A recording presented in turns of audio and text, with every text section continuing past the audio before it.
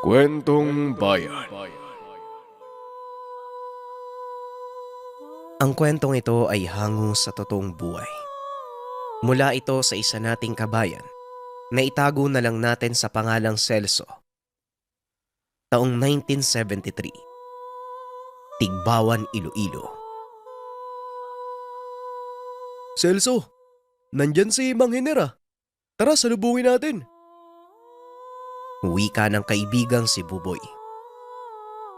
Masayang nakaabang ang magkaibigan sa tuwing darating si Mang Hiner.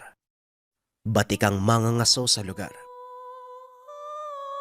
Tara, mukhang madaming bitbit si Mang Hiner. Tulungan na lang natin. Wika ni Celso. Mang Hiner, mukhang marami kayong huli ngayon. Ang laki ng baboy ramo. Wika ni Buboy. Namamangha itong pinagmamasdan ang malaking baboy ramo na nasa kariton. O Boboy, Celso, kayo pala. Huwag niyo munang hawakan yung baboy ramo. Buhay pa yan nakatulog lang. Eto yung pangako ko sa inyong pato. Iuwi niyo na at mag-adobo. Huwag niyong kalimutan dalan ako sa bahay ha. Kung hindi, wala kayong pasalubong. Tugon ni Mang Hiner. Inabot nito ang tag-isang patong gubat sa magkaibigan. Malapit sila Buboy at Celso sa matanda. Dahil ang dalawa ang tagabili ng alak at sigarilyo nito tuwing matatapos ang pangangaso. Palagi din silang binibigyan ni Mang Hiner ng mga nahuhuling hayop sa gubat. Bukag, inabuso mo na naman ang mga hayop sa gubat, Hiner. Wala ka nang itinira para sa iba. Wika ni Macario habang nakatingin sa mga huli ni Mang Hiner. Si Macario ay iniiwasan sa lugar dahil napakasama ng ugali at masakit kung magsalita. O Macario, ikaw pala. May nakuha akong bayawak dyan, baka gusto mong bilhin. Bibigay ko na lang sa'yo ng mora, total magkabaryo naman tayo Wika ni Mang Hiner. Ngumiti lamang ang lalaki at naglakad papalayo. Nakakatakot talaga yan si Mang Macario, no? Mang Hiner, bakit ba ang bait nyo sa kanya? Palagi niya naman kayong inaaway tapos sinisiraan pa sa mga kabarangay natin. Tanong ni Celso. Simula nang sumikat bilang mangangaso si Mang Hiner, ibinalita ni Macario na tulisan siya at aswang. Subalit hindi naman ito pinaniniwalaan ng mga tao dahil likas na mabait at matulungin si Hiner.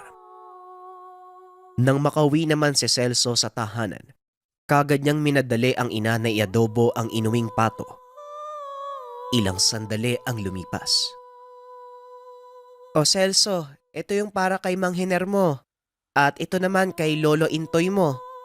Dalhan mo ng sinabawan ng lolo mo nang matuwa naman. Wika ng nanay. Si Lolo Intoy ay kilalang manggagamot sa lugar. Tanyag ito sa pagsupil sa mga mangkukulam at mga mambabarang. Ngunit madalas, tanging sa mga kabarangay lamang ito nang gagamot. Ayaw ng matanda na pinipilahan ng mga pasyente. Dagdag pa ni Lolo Intoy. Matanda na siya at sinusumpong na ng pagkaulyanin kaya madalas nang nagsusungit. Lo, nandyan po ba kayo? Papasok na ako ha. Wika ni Celso. Nakasalukuyang nasa bakuran ng matanda. Apa, tinola ba yung naaamoy ka? Mabuti naman at naalala ko ng nanay mo. Abay akala ko. Limot niya nang may tatay pa siya. Bakit ganyan ang itim Tanong ni Lolo Intoy sa apo. Lolo, naalala niyo po ba yung sinabi niyo sa akin nung nakaraan? Ang sabi niyo, may bibigay kayo sa aking anting-anting, di ba? Yung gamit niyo nung binata pa kayo? Nung nanunugis pa kayo ng mga aswang? Tanong ni Celso. Sigurado ka pa na gusto ba? Sa oras na maipasa ko sa iyo ang gamit, hindi ka na makakapamuhay ng normal. bubuksan ito ang espiritual mong mga mata at maaaring makakita ka ng mga kakaibang nilalang. Baka naman, hindi mo kayanin at tumakbo ka na lang. Tanong ng lolo. Lolo, tuturuan niyo naman ako kung paano gamitin yung anting-anting, di ba? Isa pa, ang sabi niyo po, hanggat nandito ako sa barangay natin, ligtas po ako. Wika ni Celso. Alam ko, Apo. Pero siguradong mag-iiba ang lahat sa oras na mawala na ako. Mawawalan ng bisa ang nilagay kong proteksyon sa lugar. Duda ko sa edad mong yan. Magagawa mo yung panatilihin. Wika ni Lolo Intoy. 12 anyos pa lamang si Celso ng mga panong ito. Ang inaalala ng lolo, baka hindi pa ito handa sa mga gagawing pasanin ng totoong antingero. Matagal na siyang handa. Sigurado na ang bata sa desisyon na maipasa sa kanya ang mutya ng batong apoy. Magbula pa sa pusod ng bulkan ang gamit at sa paglipas ng panahon, ipinapasa ito ng lumang henerasyon papunta sa bago. At dahil si Celso ang nag-iisang apo ni Tandang Intoy, siya lamang ang pwedeng magmana ng mutya ng bato ng apoy. Dapat sa 16 pa na kaarawan ito ibibigay ng matanda. Ngunit ramdam ni Lolo Intoy na baka hindi niya na maabutan pa ang panong iyon. Celso, aalalahanin mo. Gagamitin mo lang ang mutya para labanan ng mga namemerwisyong nilalang. Katulad ng mga aswang at mga gumagamit ng itim na kapangyarihan. Ni minsan, huwag mong isiping gamitin ito sa normal na tao. Maliwanag pa. Pagpapaliwanag ni Lolo Intoy. Opo Lolo, malinaw po. Pangako po yan. Iingatan ko po yung gamit at gagamitin para sa ikabubuti ng mga kabarangay natin. Tugon ni Celso. Hanggang sa naputol ang usapan ng dalawa. Nang dumating sa kubo ng matanda si Mang Hiner, nagsusuka ito ng dugo. Nangingitim ang muka at nahihirapan sa paghinga. Tandang Intoy, tulungan niyo ako. Napahinto sa pagsasalita si Mang Hiner at nahimatay. Mabuti na lamang umabot ito sa tahanan ng manggagamot. Nagawang kontray ng matanda ang lasong inilagay sa kanya. Nang magising si Mang Hiner, kaagad siyang nagpaliwanag. Nasa bahay lang ako kanina. Kinakain ko yung adobong pato na ibinigay sa akin ni Buboy. Napadaan si Macario sa bahay Bibilhin niya daw yung bayawak na nahuli ko Pumunta ako sa kusina para kunin yung bayawak. Kaso pagbalik ko wala na si Macario Kaya itinuloy ko na lang yung pagkain. Wala pang ilang minuto bigla akong nahilo tapos nagsuka ng dugo. Tumakbo nga ako kagad dito pagkatapos kong mainom yung bote ng lana. Pagpapaliwanag ni Mang Hiner. Ngayon po Mang Hiner, ayos na po ba kayo? Tanong ni Celso. Huwag kang mag-alala, Apo. Nailabas ko na ang lason sa katawan ni Hiner. Mabutit naisipan mong uminom ng lana. Yun ang nagpabagal sa pagkalat ng lason sa katawan mo. Ang ipinagtataka ko, paanong nakakuha ng ganong uri ng lason si Macario? Wala namang malapit na dagat dito.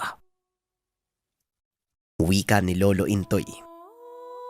Ang tinutukoy ng lolo ay isang uri ng lason na nakukuha lamang sa ilalim ng dagat. Uri ng halaman na kapag pinatuyo at ginawang pulbos, kayang pumatay ng kalabaw sa isang kutsarita lamang. Hindi sila makagawa ng aksyon dahil wala naman silang pruweba na si Macario nga ang may gawa. Kinabukasan, habang kasama ni Mang Hiner si Celso at Buboy, nasa lubong nila si Macario. Nagulat ito nang makita si Mang Hiner na malakas at nakakapaglakad pa. Magandang umaga sa iyo, Macario. Nalimutan mo yata yung bayawak sa bahay eh. Eto yung ibinayad mo, naibenta ko na sa iba. So ulitin ha. Siguraduhin mong mapapatay mo ako sa gagawin mo. Wika ni Mang Hiner. Nagmadali namang umalis si Macario na tila napahiya. Ay nako, duwag yata sa'yo Mang Hiner eh. Biglang namutla yung muka. Wika ni Celso. Oo nga, Mang Iner. Hindi hamak na mas matipuno kayo kumpara sa kanya eh. Wika ni Buboy. Kinagabihan sa tahanan nila Buboy. Anak, ang taas ng lagnat mo ah. Ano bang ginawa mo kaninang umaga? Maayos ka naman bago ka lumabas. Tanong ng ina. Hindi ko din po alam na eh. Magkasama lang kami nila Mang Hiner at Celso kanina. At saka nakasalubong namin si Mang Macario. Tugon ni Buboy. Sa gitna ng usapan, nakarinig sila ng pagaspas ng malaking pakpak sa labas ng tahanan. May aswang! Bumaba ka dito nang matikman mo ang ita ko! Wika ng ama ni Buboy. Narinig nilang sumisigaw ang ama sa pintuan. Kakarating pa lamang nito ng mga panong iyon. Pumasok ito at kumuha ng ilaw para sugurin ang aswang na nasa taas ng bubong. Subalit pagkalabas ng ama, dala ang ilaw at itak. Pagaspas na lamang ng aswang ang narinig nito mula sa papalayong nilalang. Bukas, pupunta tayo kay Lolo Itoy. Ipapagamot kita, anak. Hinala ko, aswang ang dahilan ng pagkakasakit ng anak natin. Wika ng ama. Kinabukasan, maagang pumunta ang pamilya ni Buboy sa tahanan ng matanda. Nagamot naman ang bata at kinumpirma ni Lolo Intoy. Nagawa nga ng aswang ang sakit. Wala naman silang ibang maisip bukod kay Macario. Subalit ng sumunod na gabi, nagimbal ang mga kabarangay dahil sa iyak ng nanay ni Celso. Nang punta nito sa tahanan si Lolo Intoy, natagpuan na lamang na may gilit sa leeg ang matanda. Wala na itong buhay at butas ang tiptib. Magulo din ang tahanan na tila may hinahanap ang sinumang may gawa nun kay Lolo Intoy. Walang awa yung may gawa nito kay Lolo Intoy. Isa lang ang pwede natin pagbintangan. Si Macario. Wika ni Mang Hiner. Samantalang si Celso naman, nanatiling tahimik, nakikinig lang sa usapan habang umiiyak ang lahat. Bago mangyari ang krimen, kakagaling lamang niya sa tahanan ng lolo. Kakalipat lamang sa kanya ng anting-anting kasama ng iilang pang mga mutya. Sa isip ni Celso, alam na ng matanda ang magiging kapalaran. Minadali nitong ilipat na sa kanya ang pagmamay-ari ng mga anting-anting. Sa murang edad, hindi alam ni Celso kung paano may paghihigante ang pagkamatay ng lolo. Sinusumpa ko, Lolo. Pagbabayarin ko si Macario. Siya ang may gawa niyan eh. Susupilin ko yung aswang na yun. Wika ni Celso sa sarili. Makikita sa muka ang galit. Sa loob ng ilang buwan, sinanay ni Celso ang sarili. Mag-isa siyang pumupunta sa gubat at ilog na malapit sa kanila. Pinapalakas ang pisikal na katawan, maging ang espiritual na dungan. Kusang may gumagabay sa kanya na tila ba alam niya kung ano ang dapat gawin upang lumakas ang sarili. Nang tumungtong sa edad na 13, batak na ang katawan ni Celso. Araw-gabing singikap ng bata na mas lumakas, maging angkop para sa pamana ni Lolo Intoy. Totoo nga ang sinabi ni Lolo. Nung mga nakaraang araw lang, marami na akong nakikitang elemento sa gubat. Meron pang ang puting duwende habang nagsasanay ako eh. Maraming salamat din sa mga bulong sa isipan ko. Alam na alam ko na yung mga dapat kong gawin eh.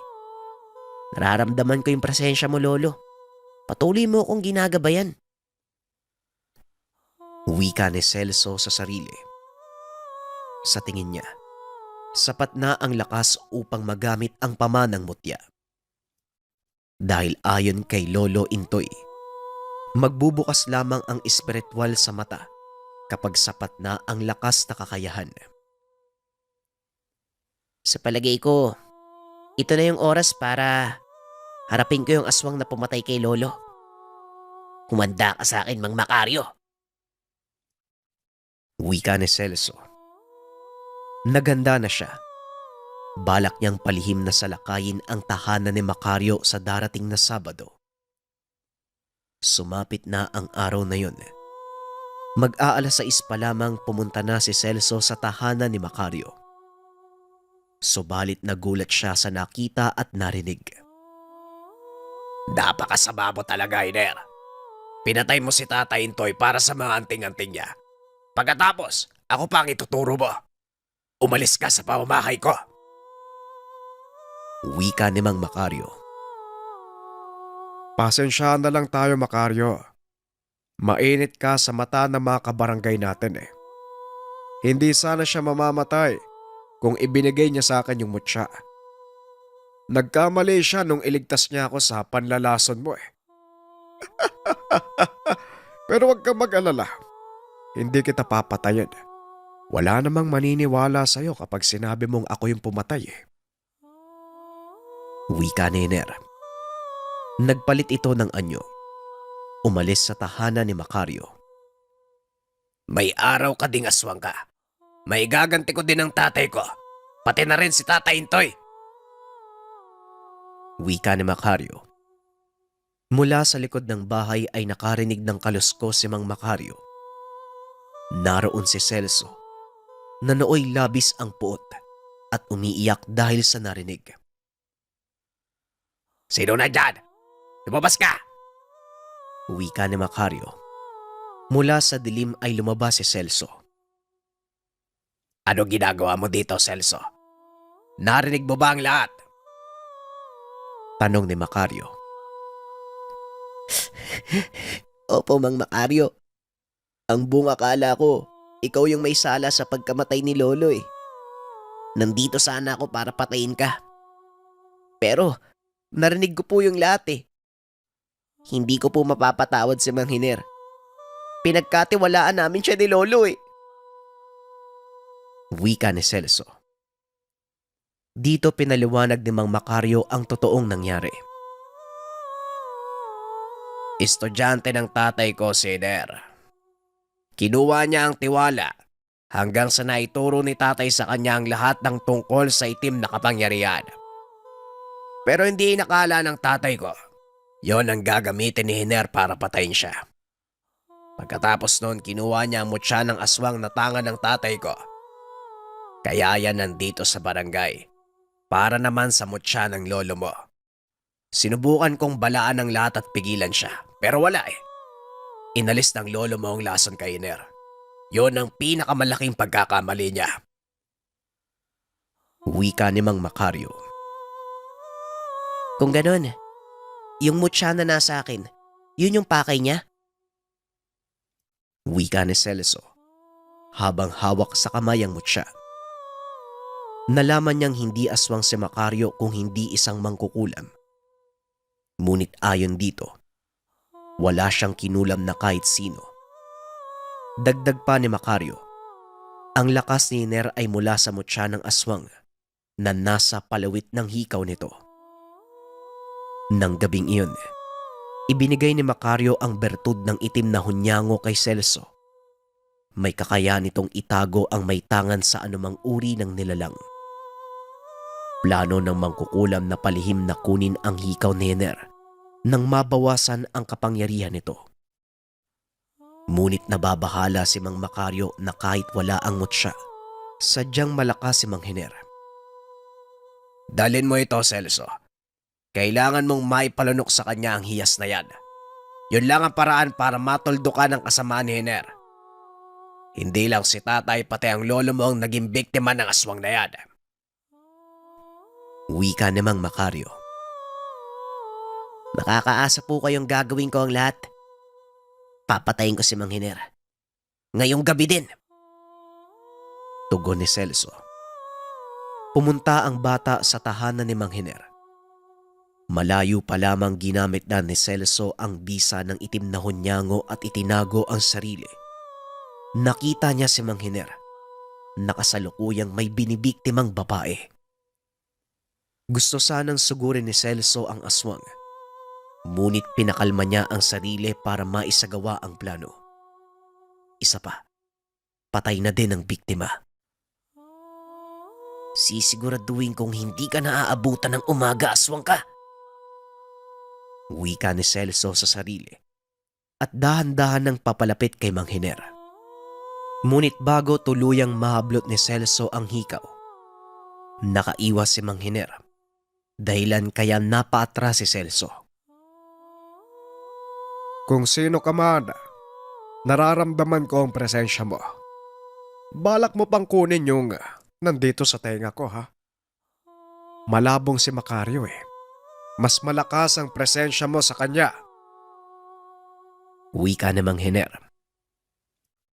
Nag-isip si Celso kung paano aatake. Kahit hindi nakikita ay nararamdaman naman siya. Sige, kung gusto mong maglaro, subukan mong kunin. Wika ni Mang Hiner. Kinuha niya ang nasa tenga at walang pagdadalawang isip na nilunok. Nag-anyo siyang aswang. Mas tumalas ang kakayahan ni Mang Hiner. Sa pang-amoy, paningin, pandinig. Kaya nalaman niya kung nasaan si Celso. Andiyan ka lang pala. O sige, tignan natin ang tibay mo. Wika nito sabay sugod kay Celso. Mabilis ang aswang kaya hindi na nakaiwas si Celso. Tinamaan ng malakas sa suntok. Dahilan upang tumilapon siya at mawala ang bisa ng hunyango. Sa oras na mawalay ang gamit sa katawan ng bata, nawala na din ang bisa nitong sa bulag. Celso, aba, tignan mo nga naman ang kapalaran. Ikaw na mismo ang lumapit sa akin, ha?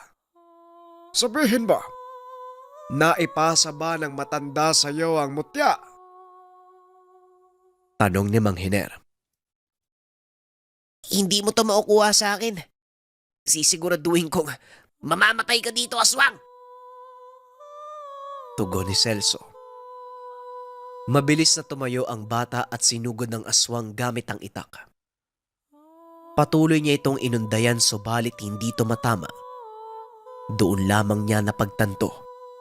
Napakalayo ng kakayahan niya kumpara kay Mang Hiner. Kaso nga lang, hindi pinanghinaan ng loob si Celso. O ano bata, hanggang dyan ka lang ba ay nakikipaglaro lang ako sa'yo. Hindi pa ako nagseseryoso. Hindi sa'yo nababagay ang mutya na yan. Mabuti pa ibigay mo na lang sa akin. Gusto kong ugali mo eh, kaya ayaw kitang patayin. Wika ng aswang. E di subukan mong kunin kung kaya mo. Sumugod si Mang Hiner at nasakal si Celso. Isinadsad sa lupa ang bata. Buong lakas sa sinakalang bata gamit ang dalawang kamay. O akala ko ba papatayin mo ko ngayong gabi? Ikumusta mo na lang ako sa lolo mo. Wika ni Mang Hiner. Habang si Celso naman, halos mabali na ang leeg sa lakas ng pagkakasakal sa kanya.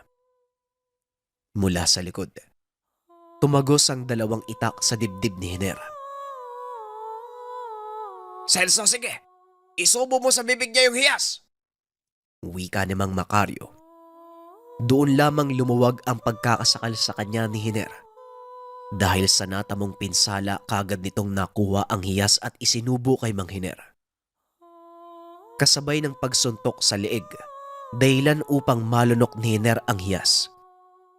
Mula sa tenga, ilong at bibig, bumulwak ang dugo. Unti-unting lumiit ang katawan ni Hiner, bumalik sa anyong tao. Dilat na binawian ng buhay ang aswang. Mula sa bibig ay nailuwa nito ang mutya ng aswang na kaagad namang kinuha ni Celso. Mang Macario, ito na po yung mutya ng tatay nyo. Maraming salamat po, sinundan nyo ako ah. Kung hindi, siguradong mamamatay po ako dito eh. Wika ni Celso. Ako dapat ang magpasalamat sa'yo, Celso. Kung hindi dahil sa'yo, malamang mas marami pang mabibiktima ang aswang na yan. Ay nako, ilang taon ko ding inantay ang pagkakataong ito. Tugon ni Mang Macario. Upang makasigurado ay sinunog ng dalawa ang katawan ni Hiner kasama ang tahanan nito. Pagkatapos, akay ni Macario si Celso pauwi ng baryo. Kagad naman silang sinalubong ng taong bayan. Celso, iyo! Anong ginawa sa'yo ni Macario? Ayos ka lang ba? Tanong ng kapitan. Nasusuguri na sana si Macario. Sandali kapitan, hindi po si Mang Macario ang may gawa nito. Si Mang Hiner po. Siya pong pumatay sa lolo ko eh. Siya din po yun ng bibiktima dito sa lugar natin. Si Mang Macario po yung tumulong para mapigilan na po si Mang Hiner. Nagulat ang lahat sa sinabi ng bata. Hindi nila inakala na ang matagal nang pinaghihinala ang aswang. Siya din pala ang tumulong sa kanila. Sa kabila ng mga panghuhusga at pangungutya kay Mang Macario, hindi ito nagdalawang isip na talikuran ang taong bayan sa oras ng pangangailangan.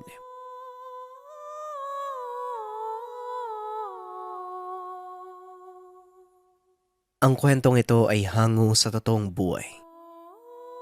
Mula ito sa isa nating kabayan na itago na lang natin sa pangalang Tino. Taong 1970. Leyte. Rene, malayo pa ba yung bahay ng lolo mo? Mag-iisang oras na tayo naglalakad ah. Sigurado ko ba sa daanan natin? Wika ni Tino habang naglalakad sa masukal na kakawyan.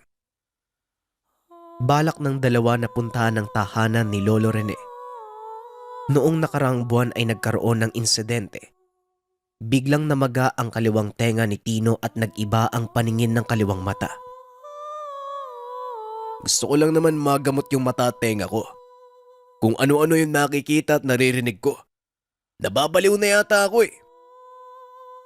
Wika ni Tino. Simula nang magkaroon ng karamdaman, madalas na siyang nakakakita ng mga taong itim. Nakakarinig ng mga bulungan, usapan sa hindi maintindihang lengguwahe.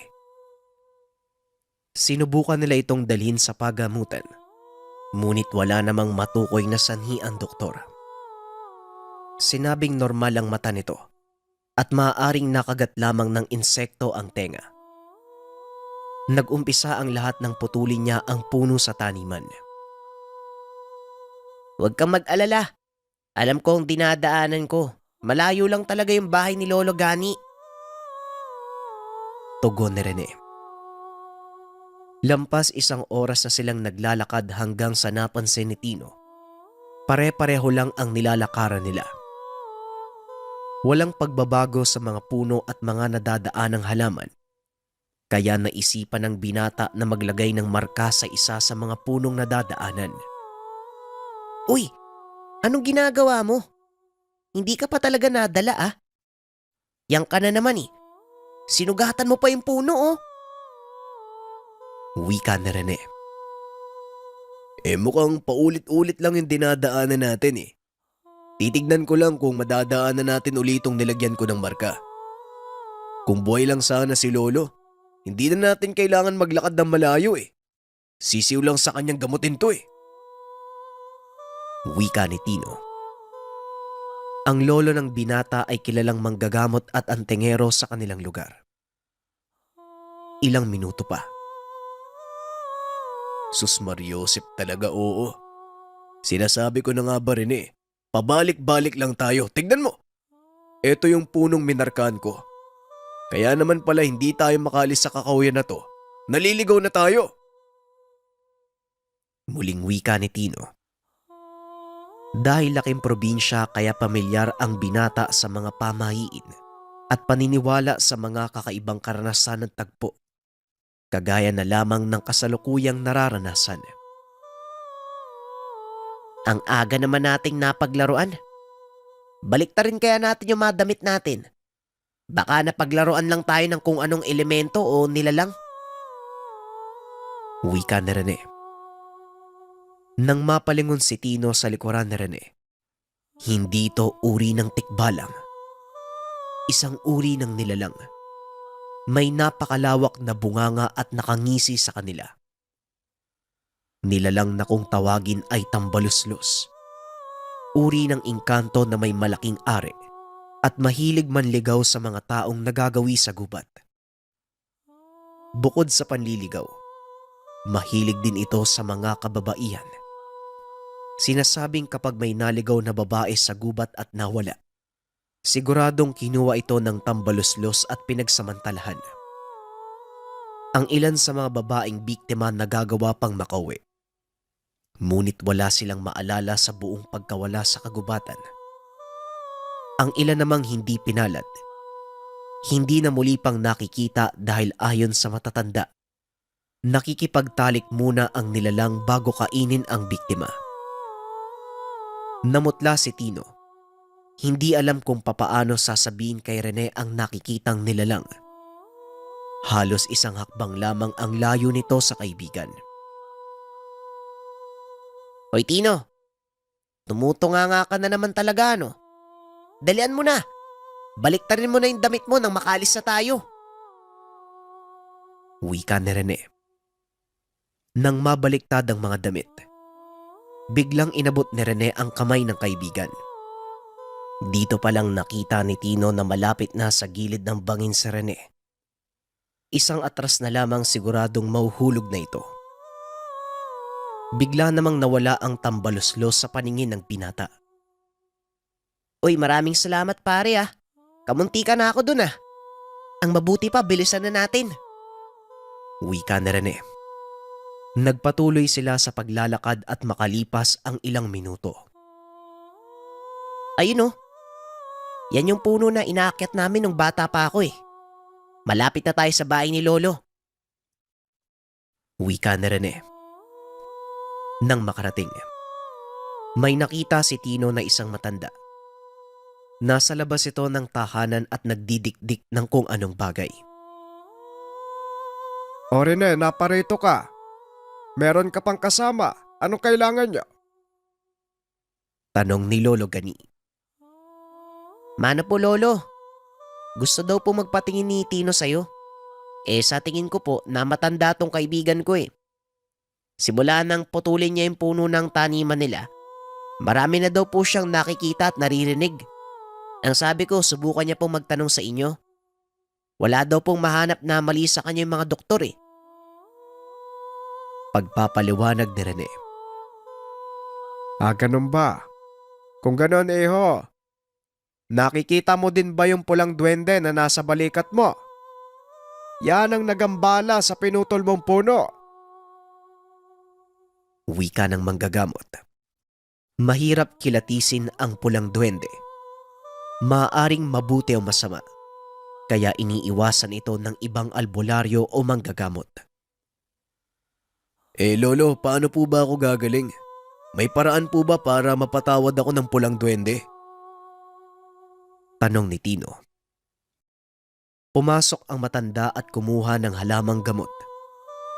Habang pinapakulo, hinarap ng matanda ang dalawa. Nag-umpisa itong magsalita sa lengguwaheng pamilyar sa kanya. Kagaya ito ng mga salitang naririnig niya sa kaliwang tenga. Hanggang sa napansin nila na namumuti ang mata ng matanda habang nagsasalita. Ilang sandali pa ay bumalik ito sa normal. Tino, hindi naman to dahil sa nagambala mo eh. Ayon sa pulang duwende, sumama lang siya dahil sa utos ng diwata, ng gabay mong diwata. At dagdag pa niya, tikbalang ang may gawa niyan. Pero hindi yan parusa at walang kinalaman ang naputol mong puno. Gabay ng lolo mo ang tikbalang at nais lamang kumonekta Kaso, hindi mo naman pinapansin, Tino. Buntis ang nanay mo. Nasa peligro ang buhay niya. Siguradong bibiktimahin siya ng mga aswang sa lugar niyo. Sabihin mo nung nakaraan may napapansin ka bang kakaiba? Mga hayop o hindi kaya naman mga hindi kilalang tao? Tanong ni Lolo Gani. Hanggang sa naalala ni Tino ang babaeng ilang beses nang kumatok sa pintuan at tumingi ng tubig sa kanila. Tino, kailangan mong umuwi bago lumubog ang araw. Balaan mo ang mga magulang mo sa panggagambala ng mga aswag. Wika ni Lolo Tino. Lolo, nandun naman po yung diwata, di ba, sa katikbalang na sinabi mo. Matutulungan niya sila nanay para maprotektahan sa aswang. Tugon ni Tino. Mali ka dyan, Tino. Ang mga engkantong nakapaligid sa inyo, hindi nandyan para tulungan kayo. Nandyan lamang sila para bigyan kayo ng babala. Ayaw nilang sumali sa laban nyo sa mga nilalag. Umuwi kayo at maganda. Sa oras na kausapin mo ang tikbalang, mawawala na ang nararamdaman mo sa tenga at mata mo. Dalin mo itong buntot pagi. Balot yan ng orasyon kontra sa aswang at itim na espiritu. Siguro naman nakaharap nyo na ang tambaloslos sa gubat. Kapag nasa parehong lugar na kayo mamaya, iwas-iwas mo lang yan ng 3 ulit. Hindi na kayo papakailaman ng nilalag. Pagpapaliwanag ni Lolo Gani. Lolo Gani, ano naman pong magagawa ni Tino laban sa aswang? Wala naman po kaming alam sa pakikipaglaban sa kanila eh. Tanong ni Rene. Ganito ang gawin mo, Tino. Galingan mo ang pakikipag-usap sa mga engkantong nasa lupain nyo. Baka sakaling paunlakan kayo ng tulog. Tugon ni Lolo Gani. Matapos ang pag-uusap, nagmadali nang umalis ang magkaibigan. Tino, paano ba yan? Mukhang hindi kita masasamahan sa laban mo ah. Mahina yung loob ko sa ganyan eh. Baka mauna pa ako mamatay eh. Wika na Rene. Tumugon naman si Tino na nauunawaan niya ang kaibigan. Nang makarating sa gubat, sinunod nito ang sinabi ng matanda. Iwinasiwas ni Tino ang latigo. Nakita niyang nakamasid lamang ang tambaloslos sa itaas ng puno.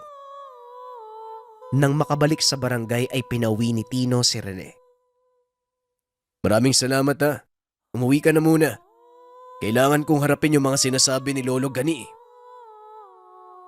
Wika ni Tino. Kagad nang dumiretso sa taniman. Mga kaibigan, pasensya na ang totoo. Matagal ko na kayong nakikita eh. Kaso natatakot kasi ko. Akala ko tinatakot nyo lang ako kaya hindi ko kayo pinapansin. Salamat pala pula sa pagsama mo kanina ha. Wika ni Tino. Siguro naman, naipaliwanag na ni Pula ang dahilan ng paglapit namin sa'yo.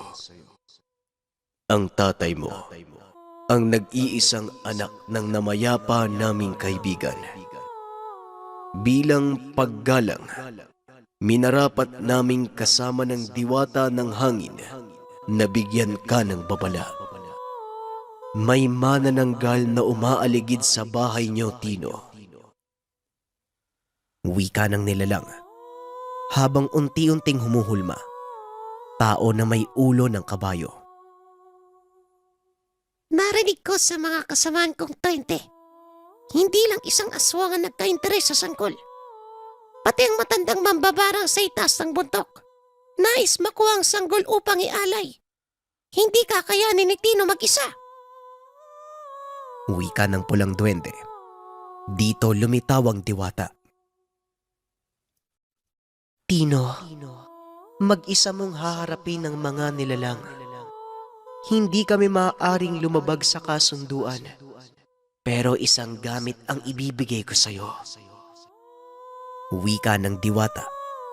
Sabay abot ng bilog na bagay na parang may hangin sa loob. Ayon sa diwata, ibinigay niya sa bata ang mutya ng bagyo. Tanggapin mo naman itong punyal, dating pagmamay-ari ng lolo mo. Wika ng tikbalang. Sabay abot ng tansong punyal na may pulang bato sa hawakan. At ang panghuli, hayaan mo kong ipagkalob sa iyo ang telang ito. Yan ang magsisilbing tagataboy sa anumang sumpa at barang na ibabato sa iyo. Itali mo lamang sa kanang braso. Wika ni Pula. Maraming salamat sa inyong lahat ha. Tikbalang, Pula. Pati na rin sa iyo, mahal na diwata. Iingatan at gagamitin ko sa tama ang lahat ng pinagkaloob nyo. Tugon ni Tino. Hindi pa rin siya makapaniwala sa mga nakikita at meron siyang nakakausap na mga elemento. Hanggang dito lang ang pwede naming maibigay na tulong. Tinupad lang namin ang sumpa sa iyong lolo. Nasa kamay mo ang kapalaran ng pamilya. Huling wika ng diwata. Matapos nun ay bigla na lamang nawala ang mga elemento. Umihip ang malakas na hangin. Napansin na lamang na normal na ang kaliwang mata at tenga. Hindi na nagsayang pa ng oras si Tino. Alam niyang ilang sandali, maaaring may sumalakay sa tahanan. Pagkapasok pa lamang sa loob ng bahay, nakita niya ang ina nakaiga sa mahabang upuan. O anak, kumusta naman ang pagpunta niyo ni Rene sa lolo niya? Teka, magaling na yata yung tenga mo ah. Ang mabuti pa, puntahan mo ang tatay mo sa likod. Nagkakatay ng manok, tulungan mo muna. Wika ng ina. Kagad namang sinunod ni Tino ang utos nito. O Tino, nandito ka na pala. Mabuti naman nakarating ka na ano. Mukhang malakas ang ulan mamaya eh. Pakipasok naman ang mga manok natin sa loob. Wika ng tatay. Atay, alam niyo po ba yung sa gabay ni Lolo? Yung mga inkantong nagbabantay sa lupa natin? Tanong ni Tino. Noon oo. Pero simula nang mamatay ang lolo mo, nagbago na ang pananaw ko. Pati paniniwala ko. Walang magandang dulot na magtiwala sa mga engkanto. Tignan mo ang lolo mo. Mismong engkanto din ang tumapos sa buhay niya. Tugon ng ama. Hindi na nito dinitalye pa ang totoong nangyari. Pero tay, kausap nila ako kanina. Binalaan nila ako eh. Ayon sa 3 engkanto, may manananggal na umaaligid sa bahay natin. Punterya niya yung kapatid ko tay. Kaya pala ilang gabi na tayong nakakarinig ng kakaibang tunog. At saka may babaeng paulit-ulit na kumakatok sa pintuan. Ano bang dapat gawin? Kung totoo yung sinabi sa akin ng mga engkanto, nasa peligro ang buhay ng nanay at ng kapatid ko tay. Wika ni Tino. Nagulat ang ama sa mga sinabi nito. Hindi pa nila pinapaalam sa anak na buntis ang ina. Kaya alam niyang totoo ang sinasabi ng anak. Kung ganon Tino, kailangan natin maganda. Tulungan mo ko dito sa manok ng mailuto na. Mamaya ayusin natin ang bubong, pati na din ang dingding ng bahay. Wika ng ama. Doon lamang nakahinga ng maluwag si Tino. Bandang hapon pa lamang, nakarinig na sila ng kakaibang alulong sa paligid. Dito na kinabahan si Tino. Ayon sa mga magulang, kakambal ng alulong ang hindi magandang kaganapan. Ay, mukhang malapit na yung mga aswang. Wika ni Tino. Maaaring aso lang yun anak. Ibig sabihin may nakikita silang kakaiba o hindi kaya naman nakakatakot. Magmadali ka na. Ayusin na natin yung bubong. Kung totoo man na mababala sa'yo, diyan dadaan ng mga aswang. Tugon ng ama. Bagaman hindi sumunod sa yapak ng ama, meron itong kaalaman pagdating sa mga pangontra sa masamang nilalang. Subalit hanggang doon lamang, dahil sa labis na puot, laban sa mga engkantong pumatay sa sariling ama. Ito ang dahilan kung bakit sa halip na siya ang lapitan ng mga inkantong gabay, si Tino ang kinausap ng mga ito. Pagsapit ng gabi, tahimik ang paligid. Habang sila Tino at ama naman, parehong nagbabantay sa tahanan. Ang nanay naman ni Tino ay abala sa paghahanda ng hapunan. Hanggang sa nakarinig sila ng katok sa pintuan. Walang nagsalita o umiimik. Lahat nakatuon lang ang pansin sa pintuan. Muling kumatok ang nasa labas ng 2 ulit. Ngunit nang silipin ng ama, wala namang tao sa labas. Sa bubong. Tino, kunin mo yung sibat. Nasa bubong yung aswang. Wika ng ama. Hanggang sa narinig na nila ang yabag sa bubong. Mabigat at kumikiskis pa ang kuko. Nang maramdaman kung nasaan ang nilalang, kagad tinusok ni Tino ang sibat kung saan ikinabit ang punyal. Natamaan. Ayos, Tino. Ngayon susubukan niya makatakas. Sandali lang. Susundan ko. Wika ng ama at lumabas ito ng tahanan. Nakita ang nanghihinang aswang. Sinubukan pa ng nilalang na lumipad, ngunit tuluyan lang itong nalaglag sa lupa. Tay, anong nangyari sa aswang? Bakit parang nasusunog yung katawan niya? Wala naman pong apoy ah. Tanong ni Tino. Hindi naman kagad tumugon ng ama. Maging siya ay namamangha din sa kaganapan. Maaaring dahil yan sa punyal na gamit mo, anak. Tugon ng ama. Hanggang sa may nagsalita. Magaling! Nabawasan ang isang ililigpit ko ngayong gabi. Wika ng matanda na bigla na lang lumitaw sa bakuran. Hanggang sa naalala ni Tino, ang mambabarang na interesado ding makuha ang kapatid. Suot niya sa braso ang pulang tela. Ang inaalala ng binata, baka ang ama ang patawan ng parusa. Tay, dalian niyo po. Pumasok po kayo sa loob, delikado. May dalang sumpa yung mambabarang na yan. Wika ng binata. Kahit nag-aalangan, pumasok naman ng ama dahil alam niyang wala siyang magagawa. Sa puntong ito, mas may kakayahang lumaban si Tino kumpara sa kanya. Magaling na bata ah. Matapang ka. Sa tingin mo, kakayanin mo ako gamit yung tapang ba? Natsambahan mo lang yung walang utak na aswang eh. Ibahin mo ako bata, kahit lolo mo. Hindi ako nagawang talunin nung nabubuhay pa siya. Ikaw pa kayang bagito tapos walang karunungan. Huwag mo nang protektahan ng nanay mo. Ibigay niyo sa akin ng sanggol at hindi ko kayo papatayin lahat. Wika ng mambabarang. Sige na, tama na yung satsat. Subukan mo na lang kung kakayanin mo. Puro ka salita eh. Baka naman natatakot ka lang dahil sa mga pangontra ko. Tama nga si tatay.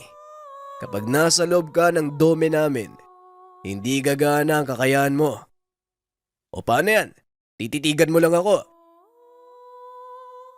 Tugon ni Tino. Nakaramdam na labis na pangiinsulto ang matanda at nagpakawala ito ng malakas sa sumpa.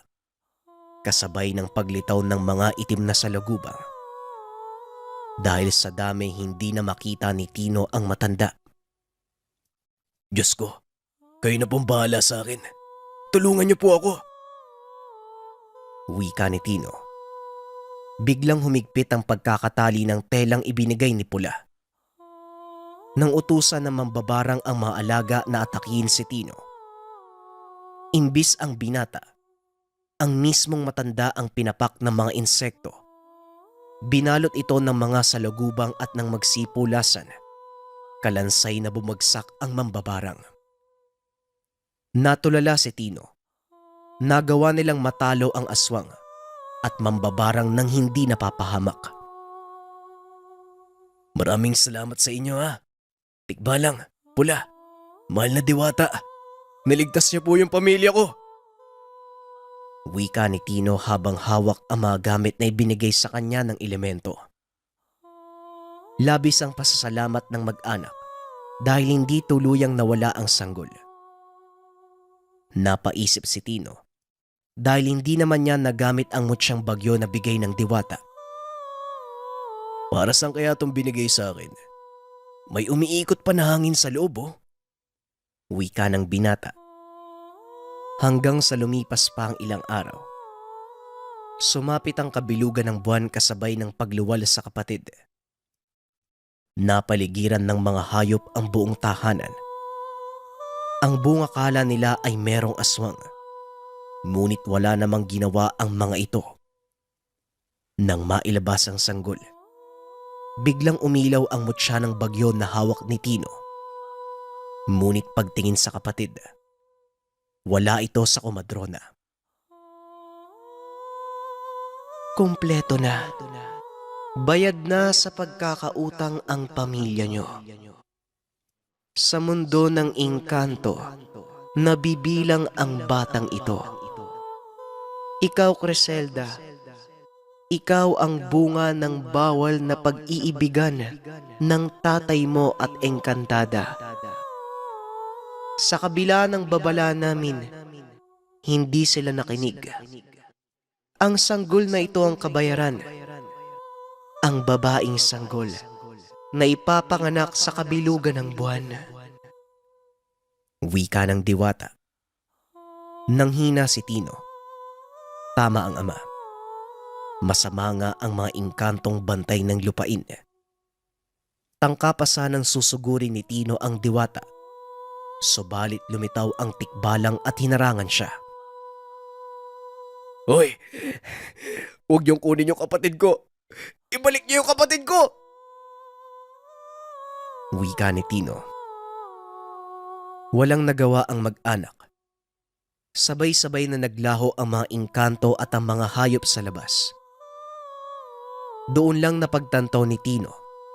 Tinulungan lamang siya ng mga engkanto upang masiguradong ligtas na mailabas ang kapatid na nakatakdang maging kabayaran ng pagkakasala ng lolo. Hindi na muli pang nagpakita ang mga ito kay Tino. Maging ang mga sandata ay naging normal at nawala ng bisa. Nilisan ng pamilya ang lupaing iyon. Ibinenta ito ng ama at bumili ng mas maliit na lupa sa kabilang bayan. Malayo sa mapait na karanasan na dulot ng 3 uri ng nilalang.